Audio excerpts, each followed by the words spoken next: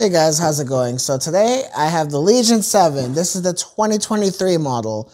And last year I unboxed the 2022 model right here in this room using a very similar style. And honestly I had a great time filming that and unboxing it, and I was just really genuinely excited to unbox last year's premium line of the Legion series. And this year, from what I've been seeing, it looks like there's been some compromises in just about every shape of the term. I know there's like a recession going on and there's inflation and all that stuff, so they're cutting costs. Thankfully, they're also cutting costs and they're passing it on to the consumer too.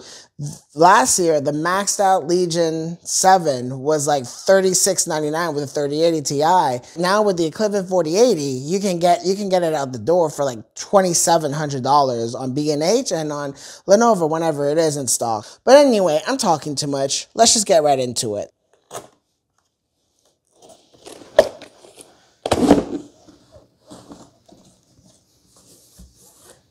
So here we have it. So let's open up the charger, and I bet anything it's the same 300-watt charger we've been seeing for generations now.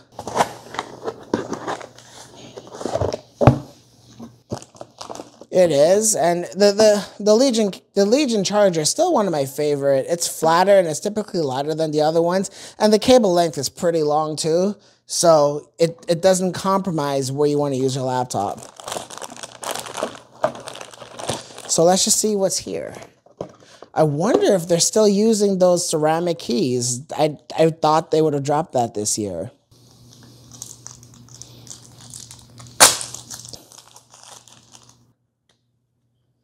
Yeah, they included the ceramic keys again. I thought they dropped that this year, so that's nice. Well, first of all, it says that it's made out of ceramic. It feels nice and solid. It sounds like it's some kind of glassy ceramic type of material. So what this does is you can actually replace the WASD keys or the WASD keys with these, and you're able to get a linear analog style switches.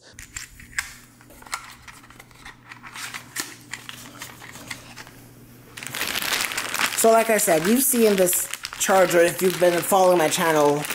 It is incredibly flat, and I'm having some trouble here. It's 300 watts, and I love this charger. It fits really nicely in bags because of the flatter nature, and it's fairly light. You know what? Since I have the other laptops here, let me go grab those. So first, let's compare it to the Razer. The Razer is actually much smaller. The Razer is a 330 watt power brick. It manages to be smaller than the Lenovo, so Lenovo can work on that a little bit. And in terms of thickness, they're surprisingly very similar. So the Razer is winning on that front. And here is Asus's or ROG's. As you can see, yeah, the Legion, if you look at the thickness, the Lenovo is actually a good amount thinner. All right, guys, I just wanted to cut in here, actually. I ended up getting a 4080 model, and to my surprise, it comes with a brand new 330 watt power brick. The Razer still ends up being a little bit smaller and maybe just like a tiny bit thinner. I know, why am I still talking about the charger? It's time to move on. And now let's get to the main event. And you know what, man, even though I know that they butchered the build quality compared to last year, I'm still excited.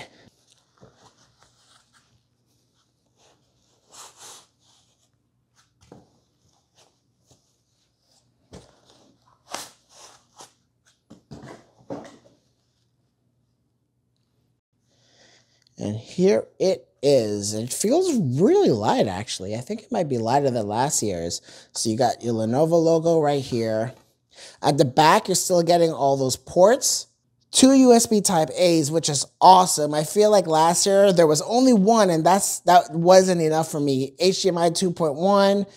This one is a USB Type C, more than likely with DisplayPort, your Ethernet, ventilation. And I don't know if you could pick this up, but there's a bit of a shiny pattern on this plastic bit where the ventilation is. So that's kind of cool. So that's the ventilation. Oh, another USB Type A port. That's making me really happy. Your camera lock, and this actually locks it in the hardware, not software. So it actually physically disables your camera, which is nice. Headphone jack. This is the front of the laptop. So you're not getting that brushed aluminum as you did last year. And I don't know, leave me a comment what you think about that. I really like the way that brushed aluminum looked. And here you're getting one USB Type-C and another USB Type-A. The overall build feels really nice, guys. The aluminum does feel as nice as last year. I'll give them that. This entire side bit feels like plastic. This part is plastic, and I like that.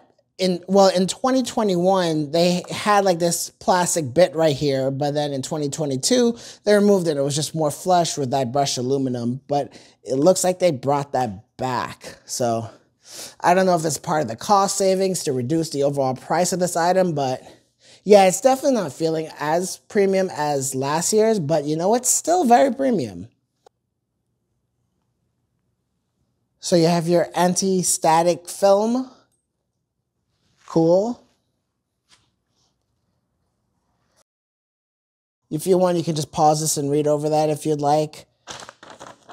Same here. If you want to read over this, just give this video a pause. But I'm going to move on. Okay, so it wasn't turning on because I didn't put power in it. And I knew that already. But I just wanted to show you guys that this was a real unboxing. I didn't rebox it. I got this thing in this morning. And I know you guys want me to do one, but oh, the keyboard lighting is actually nice. I thought they would have skimped on that, but it looks, to me, it looks just as good as last year. So you're still getting your lighting at the bottom, but it's not oozing out through the radiators anymore like how it used to be. So that's a little bit different, but you know what? The keyboard lighting does look good. And against this darker material, wait, this keyboard deck feels like plastic, but the trackpad feels really, really nice and precise though. So that, at least that's good. Keyboard feels good. And one thing I always love about Lenovo is obviously, yes, the number pad, but not only are you getting a number pad, but a proper one. In some of the other number pads, the zeros in the wrong place or the signs up here are wrong, so my muscle memory just doesn't work. This is really, really natural and easy to use. I love this keyboard. It's probably one of my favorite ones. Oh, well, but you know what? Let's take a tour of what it looks like inside here. So here's a trackpad. It feels like plastic. I'm pretty sure it is. We got audio by Harman again, which is nice. The speakers were pretty good last year.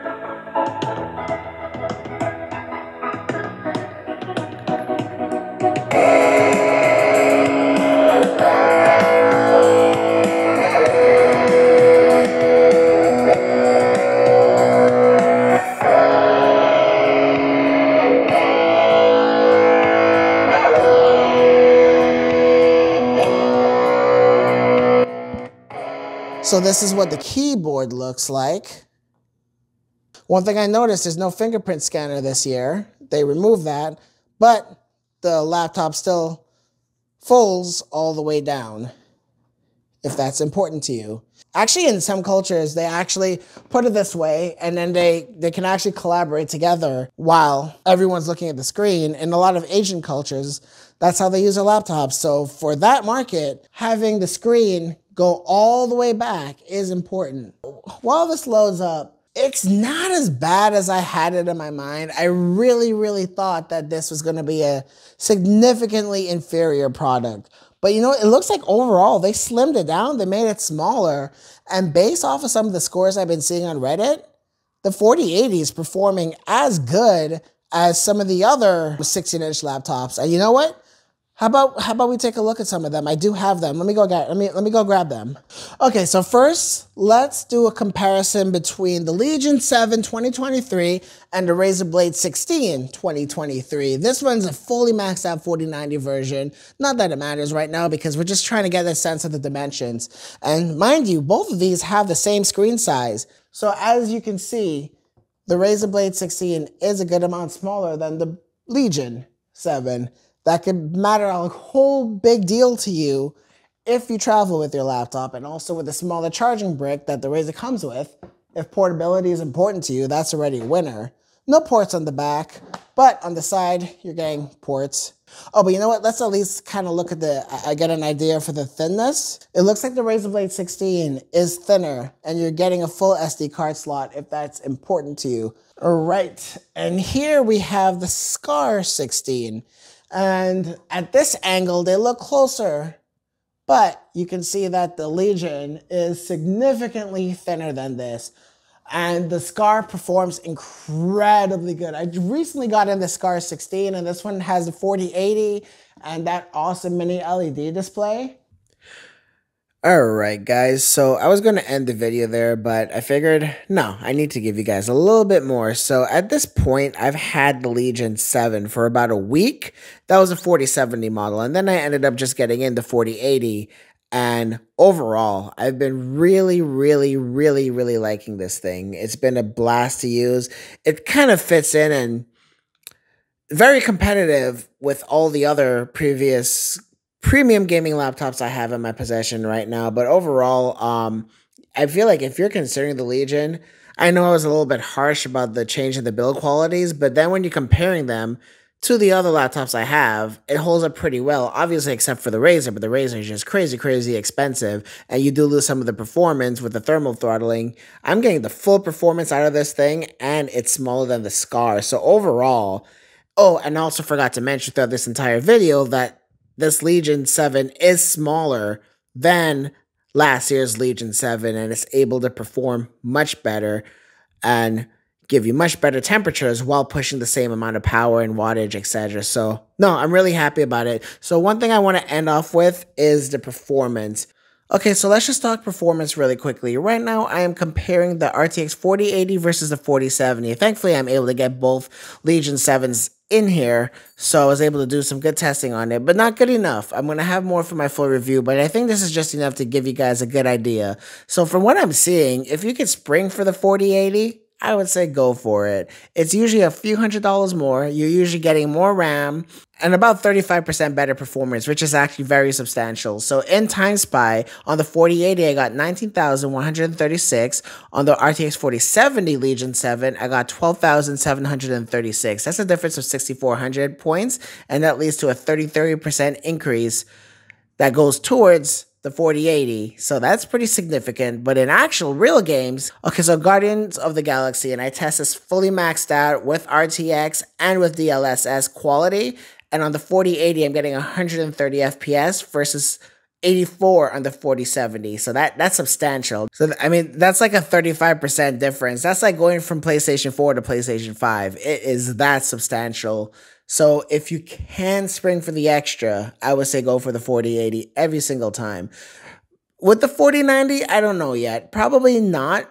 If you have the budget, obviously go for it. But I don't have the 4090 Legion, but I have tested all the 4090 laptops, and there is a bit of a gain, but not too much. But the difference between 4070 and 4080 is substantial. And finally, I tested Shadow of the Tomb Raider, right? Because I feel like I need to as a gaming tech reviewer. So at the 4080, I got 157. On the 4070, I got 99 FPS, and this was all rasterized. No RTX, no DLSS, etc. Just pure gaming performance. And that led to a difference of 58 frames, and that's a 37% difference in favor towards the RTX 4080. So I would just say go for the 4080. But you know, like if you're cash strapped and if you're getting the 4070 and you're already at the top of your budget, I think you'll still be very happy. But yep, that's going to do it for this first look. I'm going to come back with a full review, and I'm going to be doing a comparison of all the different 16-inch laptops that I have. So stay tuned for that. All right, guys, thanks a lot. Bye.